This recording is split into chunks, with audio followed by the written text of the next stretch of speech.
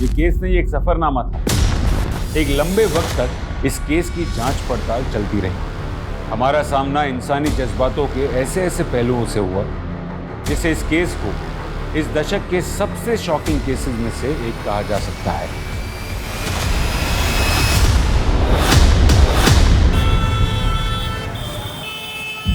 लोगों की भीड़ में भी कई बार हम अकेले होते हैं। हम सबकी जिंदगी अलग हो सकती है, लेकिन हम सबके सुख दुख के किस्से तो शायद एक जैसे ही होते हैं। कोई अपने अतीत से लड़ रहा होता है तो कोई अपने वर्तमान से।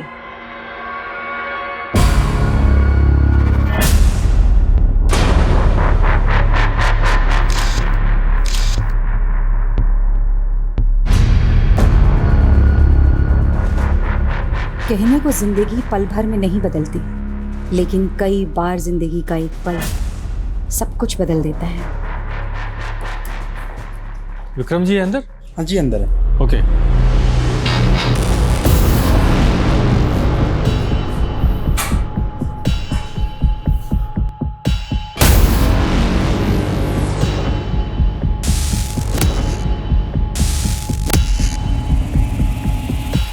ये फाइल्स देखना ना सर।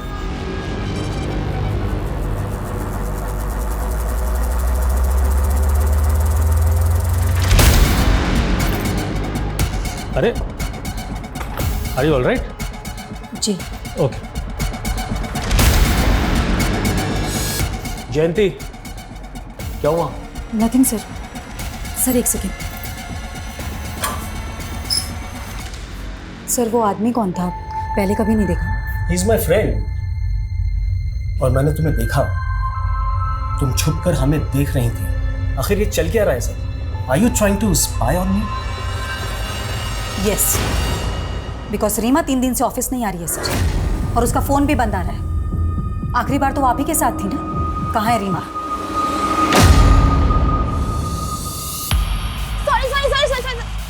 अरे क्या अर्पिता इतना लेट? चल जल्दी कर, मूवी जाने के लिए लेट हो रहे हैं, जल्दी कर। मूवी? हाँ मूवी जाएंगे तो बहुत लेट हो जाएगा। मम्मा को क्या बहाना दूंगी? आज ट्यूसडे है ना, मंदिर का बोल दे। हाँ अर्पिता, मैं बस 15-20 मिनट में घर पहुंच रही हूँ बेटा, ठीक है? माँ, मैं कोचिंग से घर नहीं आ रही हूँ।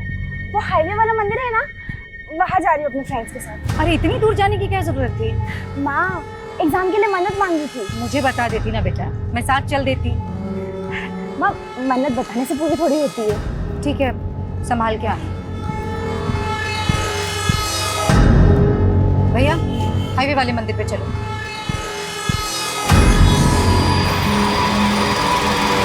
I get down to business.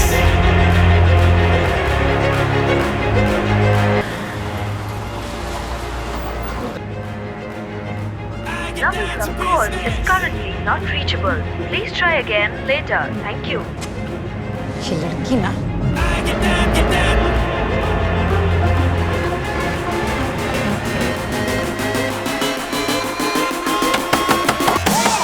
I get down to business. See my team before. क्या रोज रोज का तमाशा लगा रखा है तुम लोगों ने? जब देखो तब लाउड म्यूजिक। आंटी आपको प्रॉब्लम क्या है? मेरे घर में कुछ भी करो, आपको क्या? जंगल में नहीं रह रहे हो, हाँ? कॉलोनी में रहते हो, और सिर्फ मैं नहीं, पूरी कॉलोनी डिस्टर्ब हो रही है तुम लोगों के इस लाउड म्यूजिक से। ये क्या है? लड़कियां बुला रखी हैं यहाँ पर। तुम लोग खड़े हो जाओ। क्या है? हाँ, पता है माँ बाप को यहाँ पे तुम लोग क्या कर रहे हो इन लड़कों के साथ में? अरे इतना सा सोचा तुम लोगों ने, इन लड़कों ने अगर तुम लोगों का रेप कर दिया तो तुम्हारे माँ बाप की इज्जत का क्या होगा? आंटी बहुत हो गया, हद में रहिए आप। अच्छा, मुझे ना मेरी हद मत बताओ अच्छी तरह। ड्रग्स? ये क्या है? तुम लोगों को पता है ना अच्छी तरीके से कि ड्रग्स लेना हमारे देश में गैर कानूनी है। बुलाऊं पुलिस को? करवाओ अंदर, दिखाओ अपनी हाथ।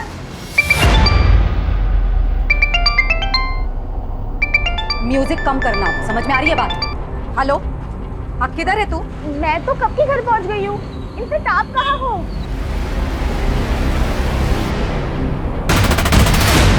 तो तू अब मुझसे खुलेआम झूठ बोलने लगी है।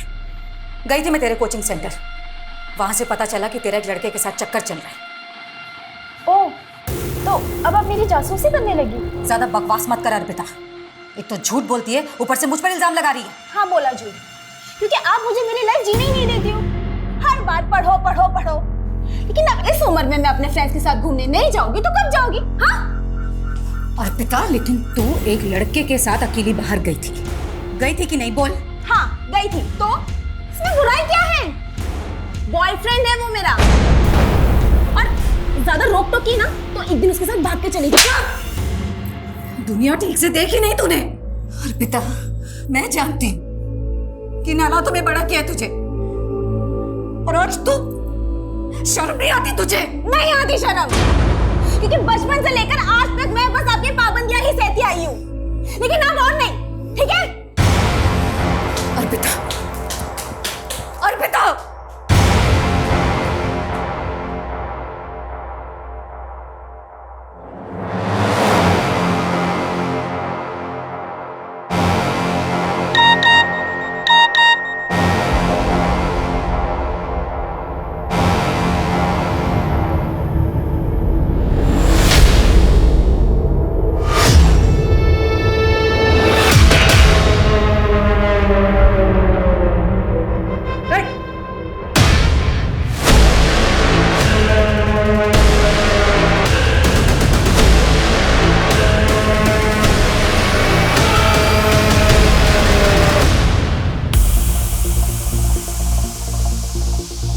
अरे यार अर्पिता, अपसेट क्यों हो रही हो? तुमने कुछ भी गलत नहीं किया है।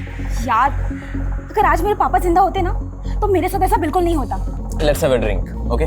मैं नहीं करती ड्रिंक। अरे लेकिन अभी तुम्हें इसकी जरूरत है ना, तो पियो और सब कुछ भूल जाओ, ओके? अरे पियो यार, पियो। हाँ, शुरू में कड़वा लगेगा, अभी ठीक हो जाएगा। पूरा पियो।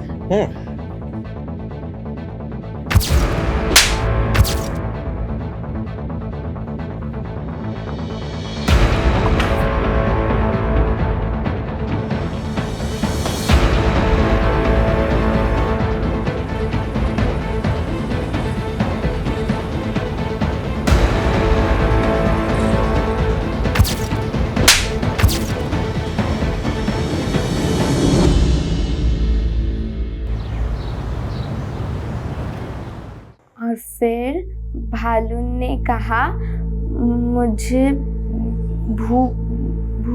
भूख लगी है। अरे गुड्डी, ये क्या पढ़ रही हो तुम? मैं तो एक हिंदी की कहानी पढ़ रही हूँ। मैं हिंदी लिख भी सकती हूँ, और पता है अब मुझे ना हिंदी में फुल मार्क्स आएंगे। अरे वाह, तब तो तुम्हें प्राइज मिलना चाहिए। बोलो क्या चाहिए तुम्हें?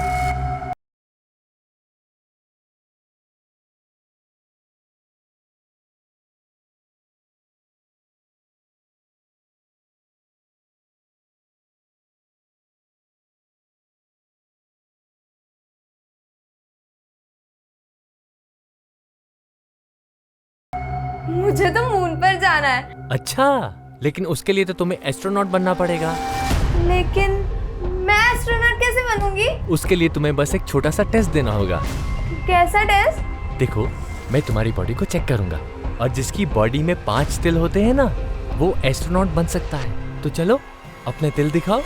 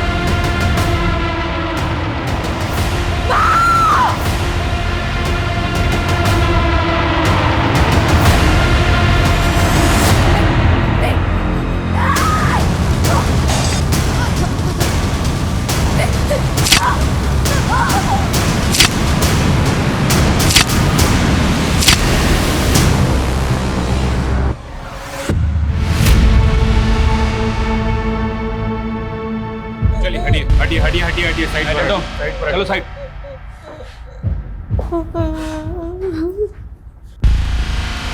पूरा घर चेक कर।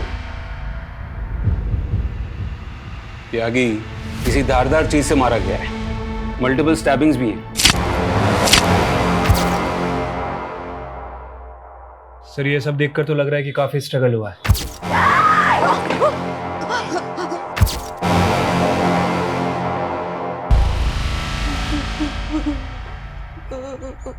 और कौन कौन है आपकी फैमिली में? मेरे और मेरी मम्मी के अलावा और कोई नहीं। 10 साल पहले मेरे पापा की डेथ हो गई। जब ये सब कुछ हुआ तब तुम कहाँ थी? मैं कल रात से घर पर नहीं थी। तो कहाँ थी आप रात भर? मैं पब गई थी। कौन सा पब? Christo pub. लेकिन शहर के सारे पब तो 1:30 बजे बंद हो जाते हैं। उसके बाद आप सुबह तक कहाँ थी? मैं अपने फ्रेंड के घर गई थी। आपको क्या लगता है आपकी माँ को किसने मारा होगा? पता नहीं सर, मुझे कुछ पता नहीं। पर हाँ, कल रात को मेरी मम्मा का पड़ोस के लड़कों के साथ झगड़ा हुआ था, क्योंकि वो पार्टी कर रहे थे इसलिए। अभी तो आपने कहा कि आप रात भर घर नहीं थी, फिर आपने ये सब कैसे देखा? क्योंकि मैं 10 बजे तक यही थी। आप कह रहे हैं कि आपकी माँ को लड़कों से परेशानी थी और फिर भी वो आपको रात को पब में जाने देती जहाँ पर लड़के भी आते हैं। एक्चुअली वो पूरा ग्रुप था ना, इसलिए।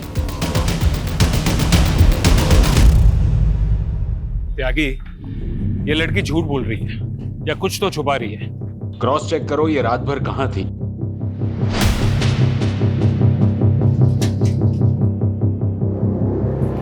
ये दोनों कहाँ हैं? पता नहीं सर, बहुत ही बिगड़े हुए लड़के हैं, दिन रात पार्टी करते थे। जयंती ने तो उनके मकान मालिक से भी शिकायत की थी कि वो घर खाली करा रहे। त्यागी, वो मकान मालिक से इन लड़कों का नंबर निकालो। नहीं, सर, घर में कहीं भी जयंती का फोन नहीं मिला, लेकिन ये लैपटॉप बैग मिला है। अर्पिता, तुम्हारी माँ का फोन कहाँ है? मुझे इस बारे में कुछ नहीं पता। कविता, तो क्या खूनी ने जानबूझकर जयंती का फोन गायब किया? इसका मतलब है फोन में जरूर कुछ ना कुछ है जो हमें खूनी तक ले जा सकता है।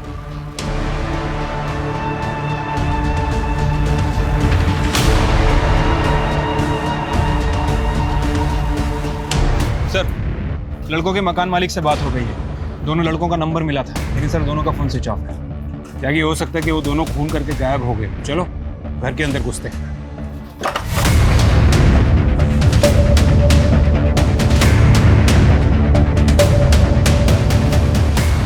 घर चेक करो। सर, जाके फॉरेंसिक को बुलाओ और दोनों घर के फिंगरप्रिंट सैंपल ले लो और वो दोनों लड़कों की डिटेल निकालो और पता करो कि यहाँ पार्टी में दीपेश और राघव के साथ और कौन कौन मौजूद था। ठीक है सर।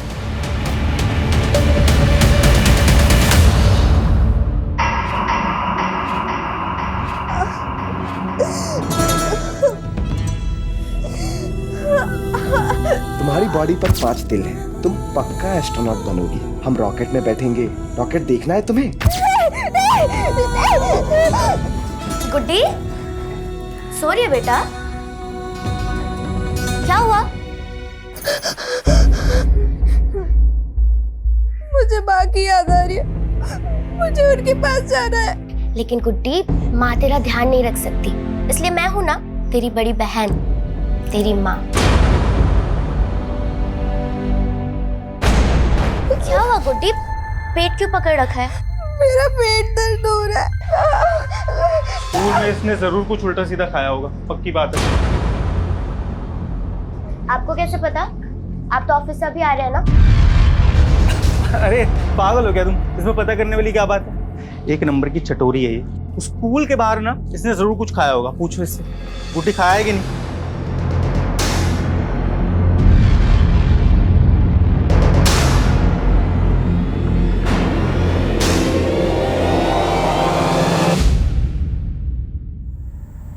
ये देखिए सर, ये दोनों पब में 11 बजे एंट्री करते हैं और 1:30 बजे वहाँ से बाहर निकलते हैं। ये लड़की तो नशे में धुत है, ठीक से चल भी नहीं पा रही। Right sir. और जयंती के बारे में अभी तक हमें जो भी इन्फॉर्मेशन मिली है, उससे तो यही लगता है कि जयंती नियम कायदे की काफ़ी स्ट्रिक्ट औरत थी और उसकी बेटी साल। और वो पड़ोस वाले लड़के दीपेश और राघव, उनकी क्या रिपोर्ट है? सर उनका फ़ोन आखिरी बार गुरुग्राम में बंद हुआ था। वैसे वो रहने वाले भोपाल के हैं, दिल्ली में पढ़ाई करते हैं। मैंने भोपाल पुलिस को भी इन्फॉर्म कर दिया है। और सर वो अर्पिता के बॉयफ्रेंड, उसको भी बुला लिया है। सर अर्पिता उस रात पूरी तरह से आउट थी। उसने पहली बार ड्रिंक की थी उस रात। पहली बार? ये तू कैसे जानता है? वो सर अर्पिता मेरी 2 साल से दोस्त है। उसने आज से पहले कभी भी ड्रिंक नहीं किया। और पहली बार उसी रात को पी जिस रात उसकी माँ का मर्डर हुआ? जी सर, वो थोड़ा अपसेट थी। किस बात को लेकर? सर वो तो मुझे नहीं पता, लेकिन वो बहुत गिल्ट महसूस कर रही थी कि वो उस हालत में घर जाकर अपनी माँ को फेस कैसे करेगी। इसलिए वो पूरी रात मेरे साथ मेरे घर पर ही थी। सुबह होते ही वो चली गई। आप चाहें तो आप चेक कर सकते हैं। वो तो हम चेक कर ही लेंगे।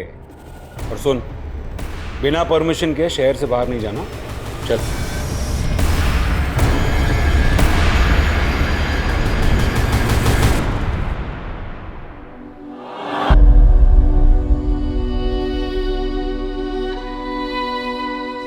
पता है, खुश रहना, मस्त रहना सबसे बेस्ट होता है।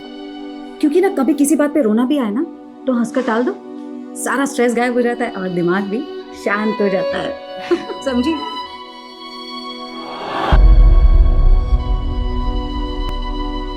सर जयंती का फोन रात 10:30 बजे बंद हुआ था, वो भी उसके घर वाले एरिया में। और उसका फोन भी गायब है, जो हम मान रहे हैं कि किलर ने गायब किया है। अर्पिता मेन सस्पेक्ट है। मुझे लगता है कि फोन गायब करने के पीछे की वजह माँ और बेटी के बीच की चैट हिस्ट्री को छुपाना होगा, क्योंकि उससे हमें पता चल जाता कि माँ और बेटी के बीच में बनती नहीं थी। और हाँ, वो 2 लड़के दीपेश और राघव, उनके बारे में भी पता करना होगा कि वो क्यों गायब। सर इन दोनों लड़कों के CDR में ऐसी 2 लड़कियों के नंबर मिले हैं जो उस रात पार्टी में थे, अदिति और विनीता। उनसे मिलना होगा, शायद उनको पता हो कि दीपेश और राघव कहाँ है। कविता, तुम जयंती के फोन का लोकेशन IMEI नंबर से ट्रेस करो। Okay sir. सर एक और बात, 8 बजे जयंती ने एक नंबर पे कॉल किया था जो रीमा के नाम से रजिस्टर है। रीमा? कौन रीमा? सर वो जयंती के साथ उसके ऑफिस में काम करती थी।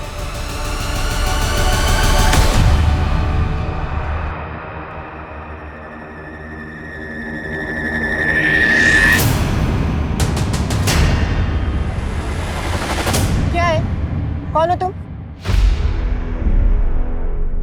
मैडम, आए दिन पेट दर्द की शिकायत रहती है। मुझे लगता है ये पेट से है। क्या?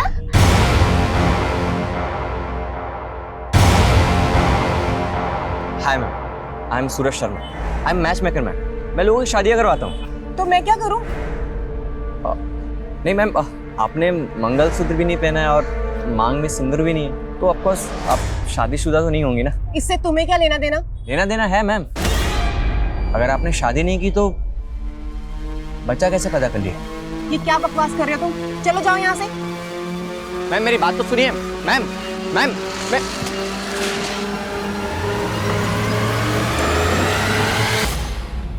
दीदी, ये पेट से क्या होता है?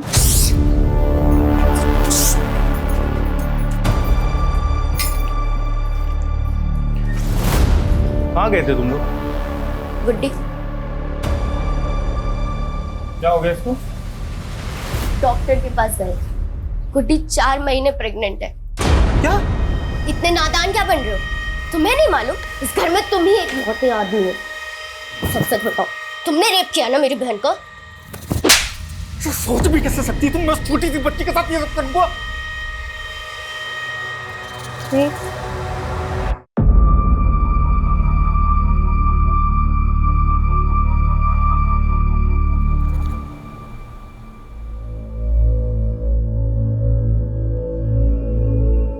बेटा, 10 सालों में मैंने हमेशा यही चाहा कि मैं तुझे तेरे पापा की कमी कभी ना महसूस होने दूं,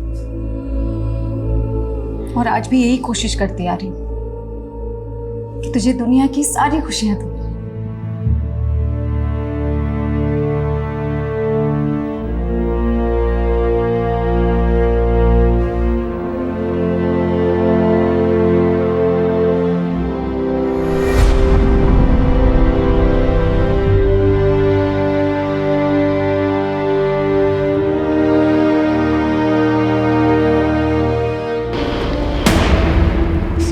राघव और दीपेश के बारे में कुछ नहीं जानते हैं। अच्छा, कुछ नहीं जानते थे फिर भी उनके साथ पार्टी कर रहे थे? नहीं सर, हमारा मतलब है कि हमें उस मर्डर केस के बारे में कुछ नहीं मालूम है।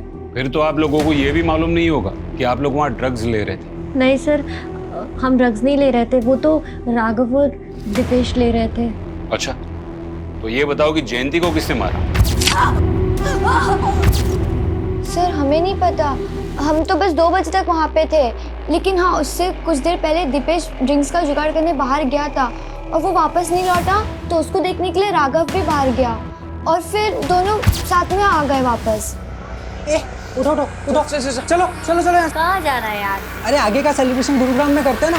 हम नहीं गए सर, हम अपने घर चले गए, उसके बाद वो लोग गए थे। गुरुग्राम में वो कहाँ लेके जाने वाला था? सर कुछ नाम तो नहीं बताया था।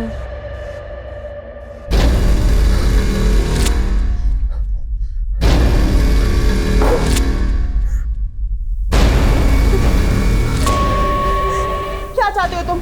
क्यों लेकर आए हो मुझे यहाँ पर तुम? हाँ,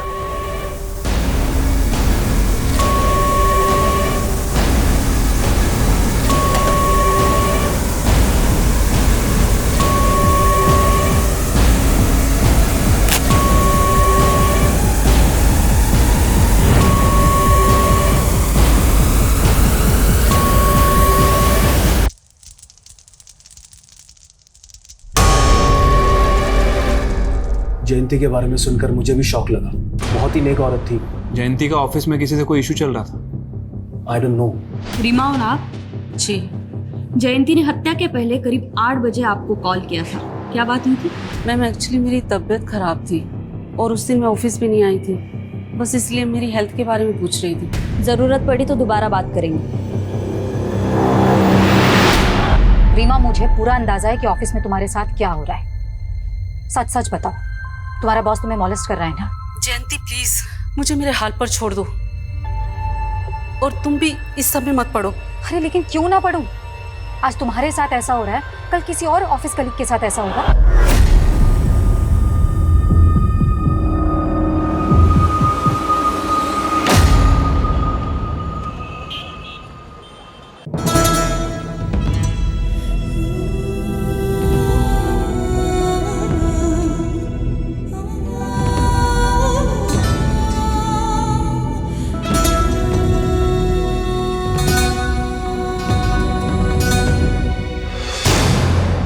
और तुम ज्यादा भोले मत बनो। तुम अभी भी मुझ पे शक कर रही हो? जानती हो ना किसका पाप लेके घूम रही हो पेट में? क्या करूं मैं तुम लोगों का?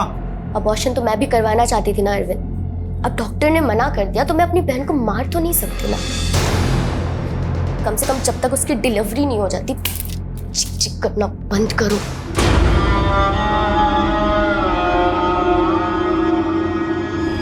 सर, जयंती की पोस्टमार्टम रिपोर्ट के हिसाब से उसकी मौत रात में 1 बजे से 3 बजे के बीच में हुई और जयंती का फोन रात को 10:30 बजे बंद हुआ था।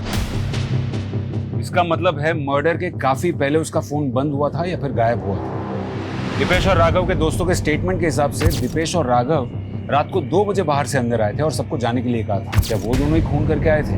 और सर दूसरी तरफ अर्पिता और लकी भी 1:30 बजे के करीब पब से निकल गए थे। शायद उन्होंने जयंती को मारा और फिर वो दोनों लकी के घर चले गए। सर, आपको लगता है कि जिस हालत में वो पब से निकले इस तरह से मर्डर कर सकते हैं? यागी, मुजरिम अगर शातिर होना तो हम वही देखेंगे जो वो हमें दिखाना चाहता है। अर्पिता का यूं पब से लड़खड़ाते हुए निकलना, ये पूरा का पूरा ड्रामा लकी और अर्पिता का हो सकता है ताकि उन पर किसी को शक न जाए। कविता, जयंती के घर से हमें लैपटॉप बैग मिला था, उसमें से कुछ मिला? हाँ सर, एक डायरी मिली है। लगता है जयंती अक्सर उसमें लिखा करती थी।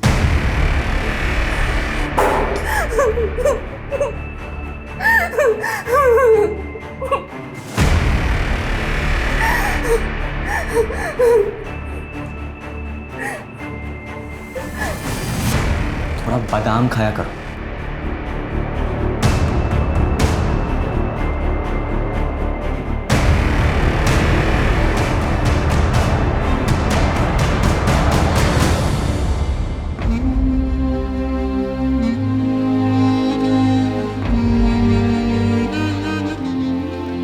गुड्डी, ये लो दूध पी लो।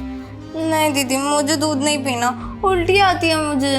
देखो, अब से तुम्हें अपना खाने पीने में ध्यान रखना होगा, ऐसे नहीं चलेगा बिल्कुल। ना ओह, तो खाना खाने से बच्चा हेल्दी होगा? कोई जरूरत नहीं है इस पाप के लिए ममता दिखाने की। तुझे मालूम भी है कि तुझे कितनी तकलीफ होगी। डिलीवरी के टाइम पर जान तक का खतरा होता है और मैं तुझे खोना नहीं चाहती गुड्डी। अरे दीदी मुझे कुछ नहीं होगा। लेकिन दीदी ये पाप क्या होता है? आप इस बच्चे को ऐसा क्यों कह रहे हो? मैंने तो पढ़ा था कि बच्चे भगवान का रूप होते हैं। मैंने अपनी ये हिंदी की किताब में पढ़ा था। तू भी तो बच्ची ही है, लेकिन भगवान को तेरे पे तो तरस नहीं आया। पर दीदी मुझे जानना था कि बच्चा टमी से बाहर कैसे आएगा? जब बाहर आएगा तो पता चल जाएगा। बताओ ना दीदी, कैसे आएगा बाहर? जब बच्चा बाहर आएगा तो वो जोर जोर से रोएगा, तो तुझे पता चल जाएगा। अच्छा, वो रोएगा मतलब उसको दर्द होगा? तुझे अब भी उसके दर्द की पड़ी है। तुझे कितना दर्द होगा पता भी है? मतलब मुझे भी दर्द होगा? हाँ, पर जब बच्चा पैदा हो जाएगा तो दर्द ठीक हो जाएगा और तुझे कुछ भी नहीं होगा।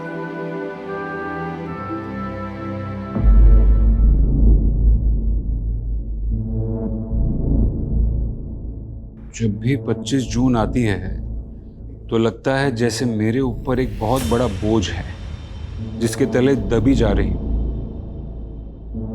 10 साल पहले 25 जून को क्या हुआ था? मेरे पापा की डेथ हुई थी उस दिन। तो तुम्हारी माँ ने उनकी डायरी में ऐसा क्यों लिखा था कि 25 जून को उनका कोई बोझ उतर गया था? सर, मैंने उनकी डायरी कभी नहीं पढ़ी। नाम क्या था तुम्हारे पापा का? राजू। तुम्हारी मम्मी और पापा के बीच रिश्ता कैसा था? वैसे तो वो दोनों एक दूसरे से बहुत प्यार करते थे सर, लेकिन उनके बीच हमेशा झगड़ा होता रहता था। किस बात को लेकर? मेरे पापा का एक पैर काम नहीं करता था और वो एक छोटी सी फैक्ट्री में काम करते थे। उन्हें बिल्कुल अच्छा नहीं लगता था कि माँ उनसे ज़्यादा कमाती है। उन्हें माँ से कॉम्प्लेक्स था। इसी फ्रस्ट्रेशन में उन्होंने शराब पीना शुरू कर दिया। लेकिन पापा बहुत अच्छे थे, माँ उन्हें समझ ही नहीं पाई। तुम्हारे पापा की डेथ कैसे हुई? हार्ट अटैक आया था उनको। तुम्हारे बाकी कोई रिश्तेदार नहीं दिखे? ना तुम्हारी मम्मी की तरफ से ना पापा की तरफ से? मेरी माँ की तरफ से कोई नहीं था सर। माँ एक लौती बेटी थी और मैंने अपने नाना नानी को कभी नहीं देखा। बहुत पहले उनकी डेथ हो गई थी। और पापा की तरफ से? मेरी दादी थी, पर जब मैं 7 साल की थी तभी उनकी डेथ हो गई। और पापा का भी कोई भाई बहन नहीं था। सर, मुझे तो लग रहा है ये अर्पिता कोई भी बात सही से नहीं बता रही। शायद वो चाहती ही नहीं कि उसके रिश्तेदार सामने आए और वो उन दोनों माँ बेटी के खराब रिश्तों के बारे में बता के उस पर शक जताए। कविता, अगर उसके माँ बाप के कोई रिश्तेदार हैं भी तो उनका तो पता लग ही जाएगा। जयंती के सीडीआर रिपोर्ट में मौजूद हर एक नंबर की डिटेल निकालो। जयंती के सोशल मीडिया अकाउंट्स भी चेक करो। मैं ये जानना चाहता हूँ कि जयंती ने अपनी डायरी में ऐसा क्यों लिखा था कि 10 साल पहले उसके पति के मौत वाली दिन उसके सर का बोझ उतर गया था। क्या जयंती के पति की मौत के पीछे कोई राज छुपा था? राजू छोड़ो मुझे, छोड़ो मुझे राजू, राजू। अर्पिता, अर्पिता, तेरे पापा को अटैक आया। मैं डॉक्टर को लेके आती हूँ। हाँ, तू ध्यान रखना।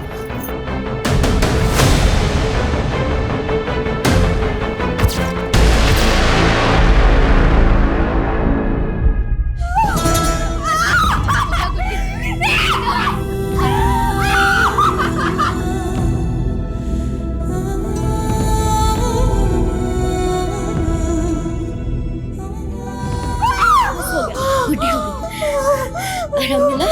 हाँ बेटा, गुड्डी ठीक है? दीदी, बच्चे की रोने की आवाज क्यों नहीं आ रही?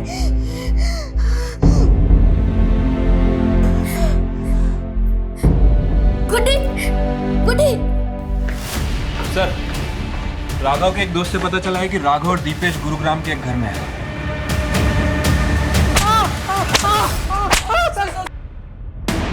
सर, हमने कुछ नहीं किया। हम कुछ नहीं जानते। कुछ नहीं जानते फिर भाग क्यों रहे थे? हम लोग ड्रग्स लेते थे और जयंती आंटी से झगड़ा भी होता सर। उस रात पार्टी में रात को 2 बजे अचानक अपने बाकी दोस्तों को भगा दिया क्योंकि तुम दोनों मर्डर करना चाहते थे। नहीं सर, हमारा तो पहले से ही प्लान था 2 बजे निकलने का। लेकिन हाँ, 2-2:30 बजे जयंती आंटी की बेटी अर्पिता को हमने वहाँ पे देखा था सर। खुद को बचाने के लिए उनकी बेटी को फंसा रहे हो? हम लोग सच बोल रहे हैं सर। एक मिनट सुनिए, आपने अर्पिता को देखा? वो तो कल से नहीं दिखी।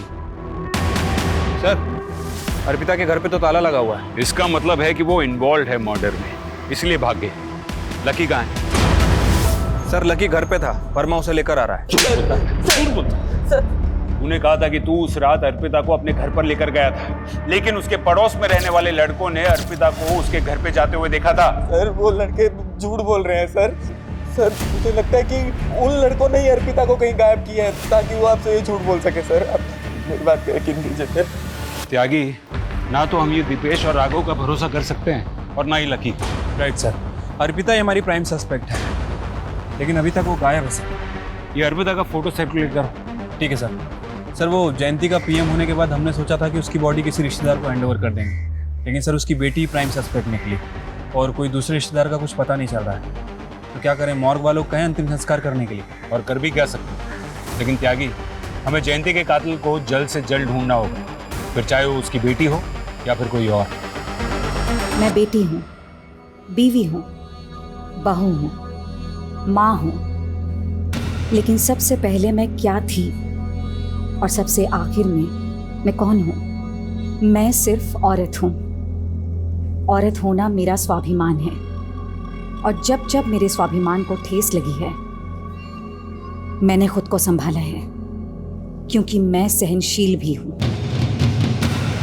सर, जयंती का सोशल मीडिया अकाउंट चेक कर रहा था। ये देखिए, एक अकाउंट मिला है। अरविंद सिंह।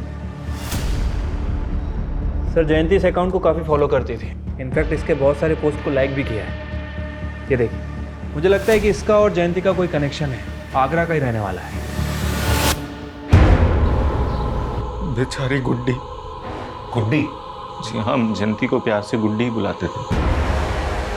क्या आप बता सकते हैं कि जयंती की बेटी अर्पिता कहाँ हो सकती है? ये आप क्या कह रहे हैं? जयंती की बेटी भी है? मतलब आप नहीं जानते? देखिए, दरअसल मैंने और सुजाता ने गुड्डी की शादी के बाद से उससे दूरी बना ली थी। कौन सुजाता? जी, गुड्डी की बड़ी बहन, मेरी स्वर्गवासी पत्नी, उनका नाम सुजाता था। अरविंद जी, ऐसी क्या वजह थी जो आप लोगों ने जयंती से रिश्ता तोड़ दिया? उसका दुर्भाग्य, उसका अतीत। 12 साल की मासूम थी जब उसके साथ बलात्कार हुआ। 12 साल की उम्र में बलात्कार? कौन था वो? मुरादाबाद के बहुत रसूखदार लोगों के 2 बदमाश बेटे थे। मैं तुम्हारी बॉडी को चेक करूंगा, और जिसके बॉडी में 5 तिल होते हैं ना, वो एस्ट्रोनॉट बन सकता है। गुड्डी हमें बता भी नहीं पाई और ये सिलसिला महीनों तक चलता रहा। जब तक हमें पता चलता तब तक बहुत देर हो चुकी थी। गुड्डी 4 महीने से पेट से हो चुकी थी। अबॉर्शन नहीं करा सकती थी वो। आप दोनों ने उन 2 लड़कों के खिलाफ कोई पुलिस कार्रवाई भी नहीं की? उन दोनों के अब्बू बहुत ताकतवर लोग थे साहब। मैं और सुजाता अगले दिन उसके अब्बू के पास गए उसकी शिकायत लेकिन अगले ही दिन वो दोनों गुंडे हमारे घर में घुस पड़े।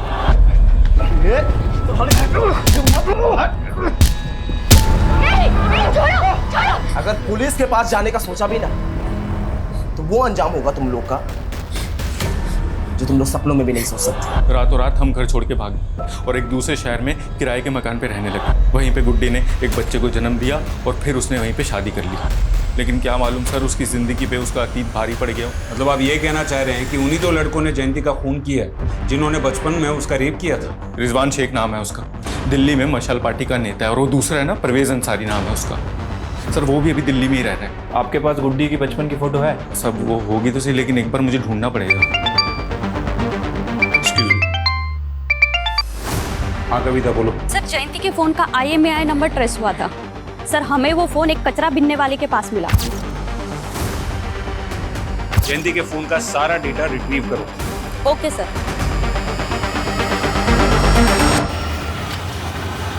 सर, ये रिजवान शेख पॉलिटिकल लीडर है और Parvez Ansari income tax department में deputy director. Are you all right? Sir, मान लेते हैं कि इन दोनों में से किसी ने कुछ किया है, तो फिर ये अर्पिता क्यों गायब है?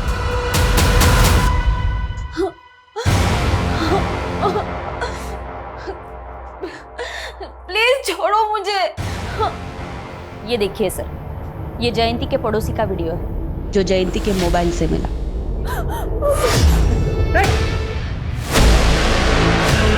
सर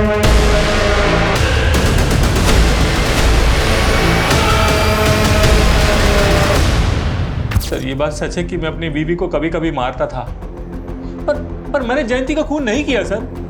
हाँ, जयंती का फोन मुझे मिला था, पर अगले दिन मुझे जैसे ही पता चला कि उसका मर्डर हो गया है, मैंने उसका फोन डस्टबिन में फेंक दिया था सर। ये टेढ़ी खीर है, आसानी से नहीं उगले। तोड़ो इसको। ओके ठीक है। सर, एक अजीब बात पता चली है। परवेज अंसारी जयंती के बॉस का भी दोस्त है। सर, परवेज अंसारी को मैं सिर्फ 10 साल से जानता हूं और आप मुझसे 28 साल पहले की बात कर रहे हैं। 28 साल पहले परवेज अंसारी और रिजवान शेख ने जयंती और गुड्डी नाम की लड़की का 12 साल की उम्र में रेप किया था, वो भी कई महीनों तक। इसको जानते हैं? नो। चलो इसको नहीं जानते हैं, परवेज अंसारी को तो जानते हैं। इसका मतलब आप रिजवान शेख को भी जानते होंगे। सर, बड़े नेता है, मैं क्या सभी जानते हैं। हाँ, परवेज ने एक बार बताया था कि वो उनके बचपन का दोस्त है। और आप उन दोनों के दोस्त।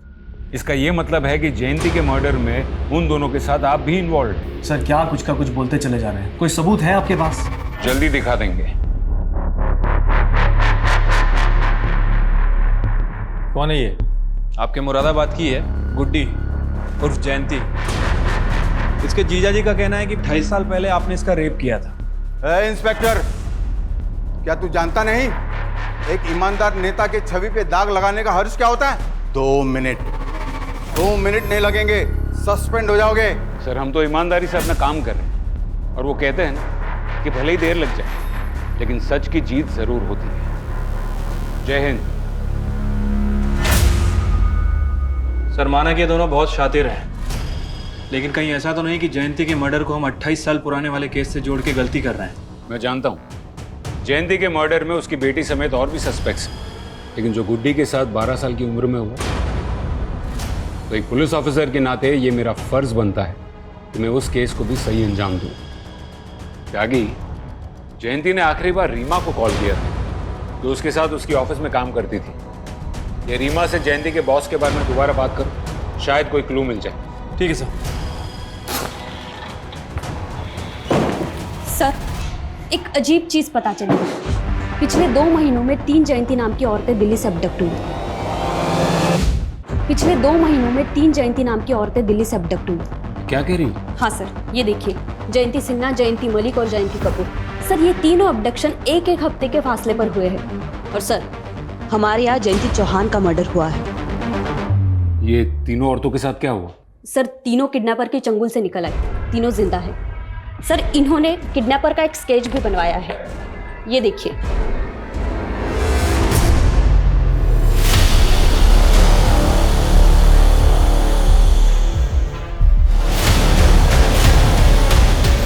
सर, मुझे तो अभी तक ये समझ में नहीं आ रहा कि उसने मुझे किडनैप क्यों किया था।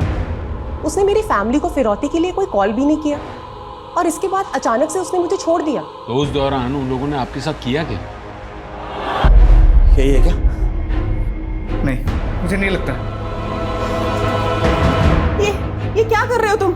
ये आपने चूड़ी पहचाना? एक बार आप याद करके देखो। क्या चूड़ियां दिखा रहा था? जी सर, छोटी बच्चियों की लाल चूड़ियां दिखा रहा था और बार बार बस यही पूछ रहा था कि क्या मैं उन लाल चूड़ियों को पहचानती हूँ।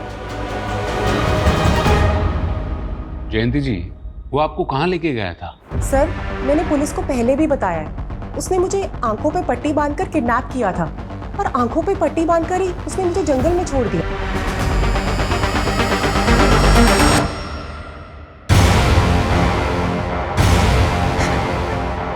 प्लीज मुझे छोड़ दो। तुझे तो मैं कभी नहीं छोड़ूंगा। ये तो गनीमत समझ कि तुझे अभी तक जिंदा छोड़ा हुआ है, लेकिन तेरी मौत तो पक्की है। सर, मैंने जयंती नाम की बाकी की औरतों से भी बात की है। सर, सभी का स्टेटमेंट पहली वाली जयंती से मैच कर रहा है। सर, कहीं ऐसा तो नहीं कि वो कोई सुपारी किलर था जिसने जयंती को देखा ही नहीं था, लेकिन जब उसे असली जयंती मिली उसे आइडेंटिफाई किया और उसका मर्डर कर दिया। लेकिन फिर वो लाल चूड़ियां क्यों दिखा रहा था? वो भी बच्चियों की चूड़ियां?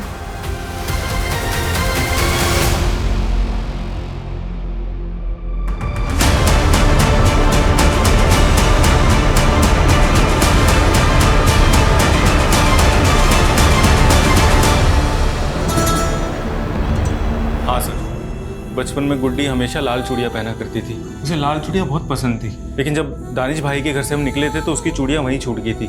कौन दानिश? सर दरअसल बच्चा पैदा होने के बाद मैं, सुजाता और गुड्डी हम तीनों फरीदाबाद में शिफ्ट हो गए थे। दानिश भाई के घर पे किराए पे रहने लगे थे। मेरे गोलू, अरविंद जी, अरे अस्सलाम वालेकुम। नमस्ते, आइए ना। अरे वो किराया। हाँ सुजाता।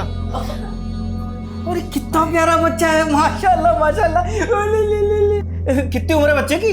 अभी 1 साल का हुआ है, मेरा बेटा है। अरे वाह वाह वाह वाह। ये रेंट। शुक्रिया। चलिए दोबारा आइएगा। हाँ हाँ।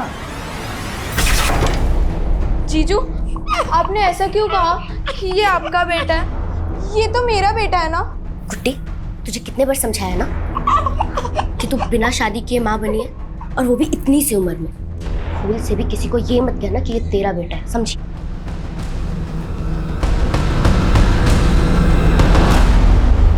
सर धीरे धीरे सबको पता चलने लगा और हमारा जीना बहुत मुश्किल हो गया, इसलिए हम उस बलात्कारी की संतान को वहां छोड़ के निकल गए। लेकिन दीदी, मेरा गोलू वो नहीं आएगा हमारे साथ। गुड्डी, गोलू की तबीयत खराब थी ना, तो वो मर गया। अगर हम गुड्डी से झूठ ना बोलते तो उस बच्चे का साया हर जगह हमारी बदनामी करवाता। कहाँ छोड़ा था बच्चे को? दानिश भाई के घर पे, जहाँ उसकी चूड़ियाँ छूटी थी।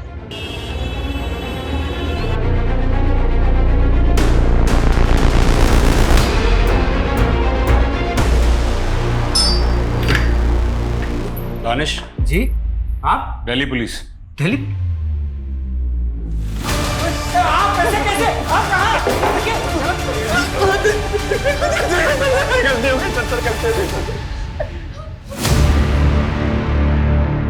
अर्पिता? सर वो तो उस बच्चे को यहाँ छोड़ के चले गए थे, लेकिन मैंने करीम को अपने बेटे की तरह पाला है। मतलब कि करीम ही जयंती उर्फ गुड्डी का बेटा है? मैंने अपनी माँ को नहीं मारा सर। बचपन से लोग मुझे चिढ़ाते थे कि मेरा बाप कौन है। लोग कहते थे कि मैं नाजायज औलाद हूँ, लवारिस हूँ। इसलिए सर मैंने बचपन में ठान लिया था कि मैं अपनी माँ को ढूंढ के रहूँगा। सर मुझे सिर्फ इतना पता है कि उस लड़की का नाम जयंती था, बाकी उसके दीदी और जीजा जी उसे गुड्डी कह के बुलाते थे। तो तुम जयंती नाम की औरतों का पता लगाकर उन्हें अगवा कर रहे थे? उस दिन उनका किडनैप नहीं कर पाया था मैं, इसलिए सर मैं सीधा उनके घर पे चला गया। माँ, कौन हो तुम? अरे 28 साल से आपने मुझे देखा नहीं ना, इसलिए आप मुझे पहचान नहीं पाई। तुम बोल क्या रहे हो तुम? हाँ? और हो कौन? गोलू, आपका गोलू माँ।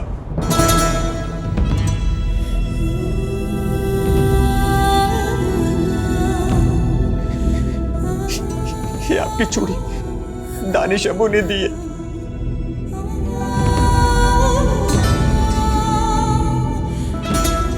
एक बार कह दो कि आपने मुझे पहचान लिया।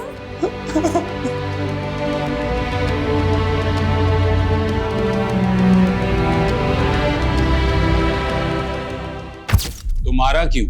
सर मैं क्यों मारूंगा, बल्कि उन्होंने तो मुझे अपना लिया था। हाँ बस मेरे असली बाप के बारे में उन्होंने कुछ भी नहीं बताया, लेकिन मुझे मेरी माँ मिल गई थी। ये खुशखबरी सुनाने के लिए मैं अपने अब्बू के पास जा ही रहा था कि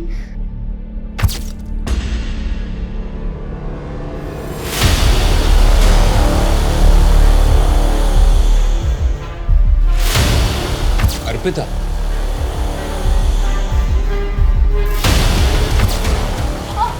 अर्पिता, अर्पिता, तू पी कर आ रही है? मुझसे क्या पूछते हो? आप जवाब दो। इतनी रात को उस लड़की के साथ क्या कर रही थी? बदतमीज, तू जानती भी है कौन है वो? फिर से थप्पड़ मारा, फिर से हाथ उठाया। कभी को भी ऐसे ही मारा था ना? वो एक एक्सीडेंट था अर्पिता। शराब के नशे में ना वो मुझे मारना चाहता था। झूठ बोलती है तुम, झूठ बोलती है, झूठ बोलती है ये औरत, झूठ बोलती है। झूठी है तुम।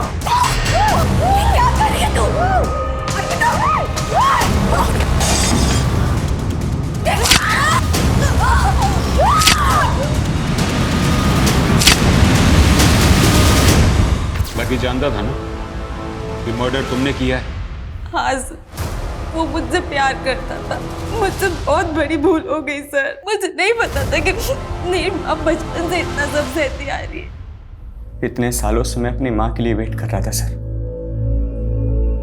और मिला भी तो सिर्फ एक दिन। हाँ, मुझे अर्पिता पे शक था कि उसी ने कुछ किया, इसलिए मैंने उसका अपहरण किया था सर। लेकिन चाहकर भी मैं उसे मार नहीं पाया सर। आप ही बताओ कैसे मारता? आखिर थी तो मेरी बहन ना। कैसे एक गुनाह कई जिंदगियों को दर्द और बदनसीबी से भर देता है। अगर 28 साल पहले गुड्डी को इंसाफ मिल चुका होता तो शायद आज हम उसके अंजाम को बदल सकते हैं। त्यागी, ताज्जुब की बात तो ये है कि एक माँ अपने बेटे से 28 साल बाद मिलती है और उसकी बेटी को ऐसी गलतफहमी होती है कि उसने एक ही झटके में उसकी जान ले ली। लेकिन सर, गुड्डी उर्फ जयंती, उसका इंसाफ अभी तक अधूरा है। उसके रेपिस्ट अभी तक बाहर घूम रहे हैं। अगर सर हम कोर्ट से परवेज और रिजवान के डीएनए टेस्ट का ऑर्डर ले लें तो करीम से उसका डीएनए मैच करके पता चल जाएगा कि उसका असली बाप कौन है। लेकिन त्यागी, रेप विक्टिम भी जिंदा नहीं है। सिर्फ गुड्डी के जीजा जी के बयान पर कि परवेज और रिजवान ने उसका रेप किया था, मुझे नहीं लगता है कि रेप विक्टिम की गैर मौजूदगी में उन पे कोई केस बनेगा। कोर्ट पहली सुनवाई में अपना केस डिसमिस कर देगा। मतलब सर 28 साल के बाद भी गुड्डी को इंसाफ नहीं मिलेगा। सर, रीमा ने नया बयान दिया। रीमा का कहना है कि उसका बॉस विक्रम उसे मोलेस्ट करता था। सर, विक्रम ने अपने दोनों दोस्त रिजवान और परवेज के साथ मिलकर उसे एक फार्म हाउस पे ले जाकर फोर्स सेक्स के लिए मजबूर किया। लेकिन सर, रीमा कोर्ट में बयान देने के लिए रेडी है। तो अब हमें परवेज और रिजवान की डीएनए टेस्ट की परमिशन मिल जाएगी। सच चाहे जितना छुपा लो, एक ना एक दिन तो बाहर निकल ही आता है।